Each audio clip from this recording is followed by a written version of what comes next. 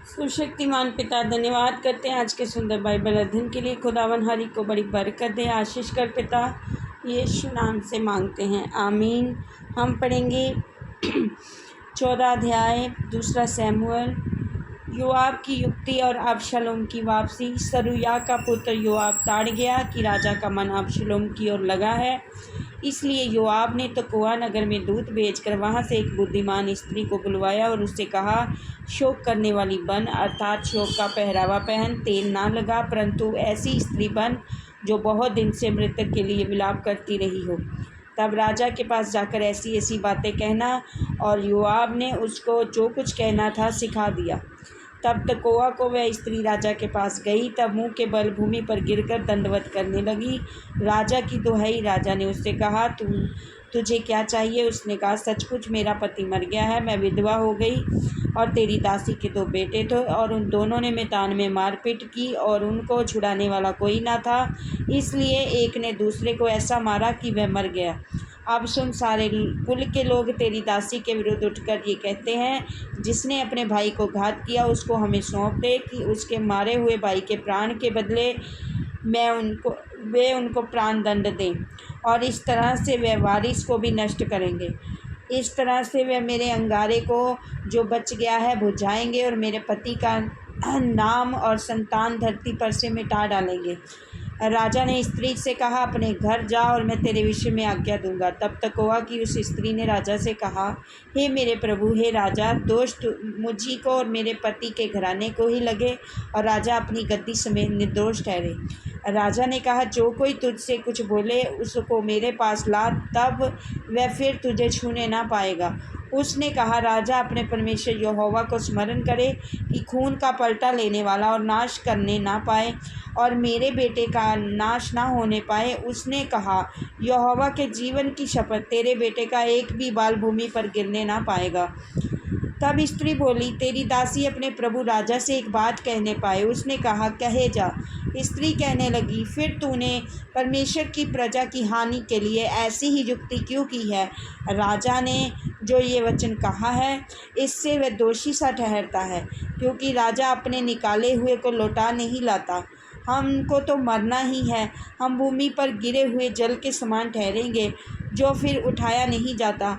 तो भी परमेश्वर प्राण नहीं लेता, वरन ऐसी युक्ति करता है कि निकाला हुआ उसके पास से निकाला हुआ ना रहे। अब मैं जो अपने प्रभु राजा से ये बात कहने आई हूँ, इसका कारण ये है कि लोगों ने मुझे डरा दिया था, इसीलिए तेरी दासी ने सोचा, मैं राजा से बोलूँगी, कदाचित राजा अपनी दासी की विनती को पूरी करे।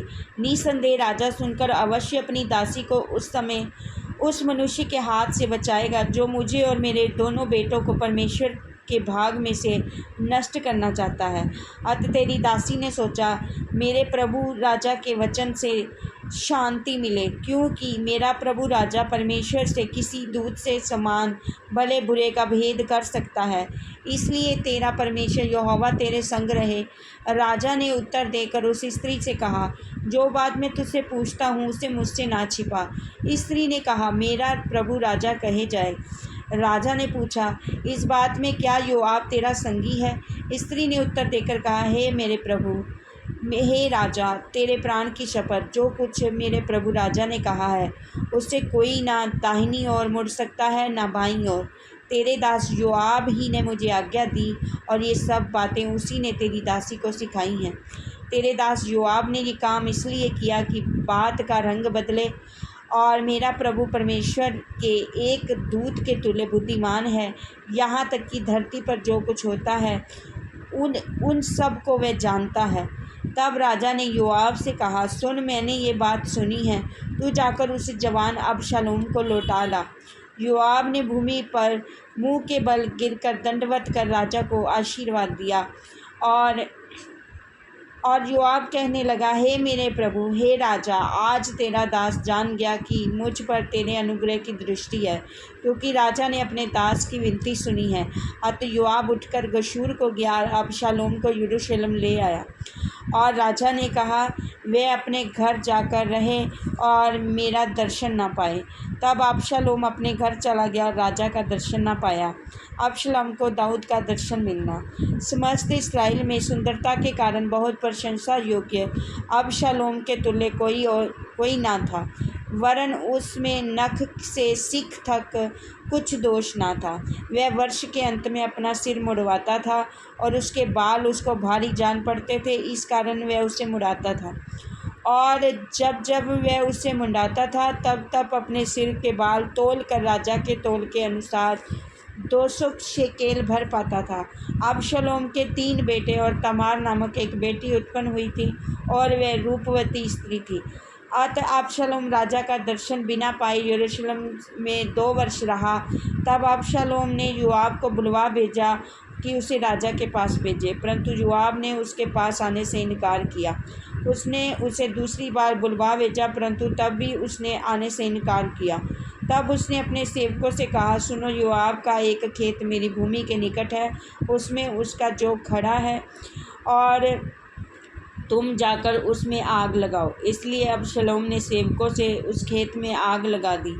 तब योआब उठा और अबशालोम के घर में उसके पास जाकर उससे पूछने लगा, तेरे सेवकों ने मेरे खेत में आग क्यों लगाई है? अबशालोम ने योआब से कहा, मैंने तो तेरे पास ये कहला भेजा था यहाँ आना कि मैं तुझे राजा के पास ये कहने को भेजूँ कि मैं गशूर से क्यों आया, और मैं अब तक वहाँ से रहता तो अच्छा होता। इसलिए अब राजा मुझे दर्शन दे, और मैं यदि दोषी हूँ तो वह मुझे मार डाले। तब योआब ने राजा के पास जाकर उसको ये बात सुनाई, और राजा ने अबशालोम को बुलवाया। अतः वह उसके पास गया और उसके सन्मुख भूमि पर मुँह के बल गिर के दंडवत की, और राजा ने अबशालोम को चूमा। इस वचन के द्वारा प्रभु ब्लेस करेंगे। आमीन। सबको जय मसीह।